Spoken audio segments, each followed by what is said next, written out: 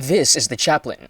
You're able to unlock this class by killing 150 shamblers that are grabbing teammates, killing 75 runners that have pinned teammates, sacrificing yourself at the finale of San Sebastian, as well as healing 50 teammates when you play as the Surgeon class.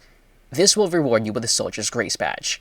The Chaplain comes equipped with a stake, a crucifix, and a blessing ability. The stake has 4 methods of attack: an overhead swing when the cursor arrow is up, a forehand stab when the cursor arrow points towards the right, a backhand stab when the cursor arrow points towards the left, and a thrust when the cursor arrow is down. Use any of the directions except the backhand version. The backhand causes the stake to swing extremely low, meaning that in third person you'll most likely never hit heads even if you jump. With the forehand stab, have zombies towards the right of you. If you're in first person using the forehand stab, aim high above head level in order to headshot, since the stake's hitbox reach is very low. With the thrust, aim high above head level when using first person.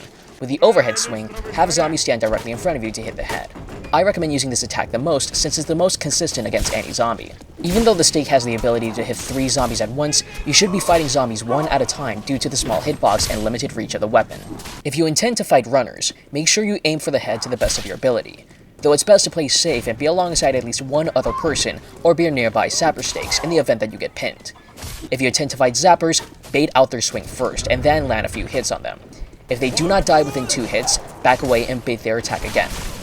You'll rarely come into a scenario where you yourself are able to successfully kill an igniter while they're still holding their lantern, so in most scenarios, make sure you have a water bucket ready to extinguish the fires and burning allies.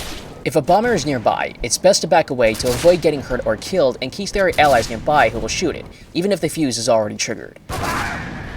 Better safe than sorry. If there isn't anyone nearby who could prematurely kill the bomber, or if no one has a gun at the ready, step within the bomber's range and then immediately back away. If your team begins to get overrun, the Chaplain contains one of the most powerful crowd-controlling items in the game, that being the crucifix. Using this item forces all zombies within a 15-stud distance in front of you to stop in their tracks and be repelled by the Lord's power. Be wise as to when to use this, because it only lasts 10 seconds. Afterwards, the ability will undergo a 1-minute cooldown. Avoid pushing too far into crowds, because it might make it harder for allies to hit zombies, especially if you push the infected far out of reach. If you unequip the crucifix, or if you get knocked out of using it, you will lose 2 seconds of usage time, so keep all zombies within your sight and be aware if there's any bombers nearby. Of course, you can also do this. I call this Holy Beyblading. Bombers are unaffected by the crucifix. In some scenarios, it's best not to use the entirety of the gauge in case you need to make a snap decision, like saving an ally about to die from a runner, or a person being grabbed by a few zombies that you can't get to in time. You can use the crucifix for a fraction of its duration if you want to ensure the survival of another player, while also saving the rest of the gauge for a later event. If your allies get bitten, they will get infected.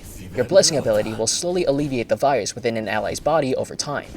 This ability becomes a lot more useful in hardcore because the infection does not slow down over time, unlike normal mode. Some players may need 2 blessings in order to be alleviated of the virus.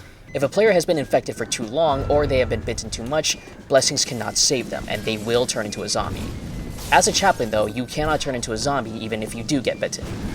To see specifics in regards as to how fast infections can spread throughout the body in Guts and Blackpowder, refer to this video from Millenreal.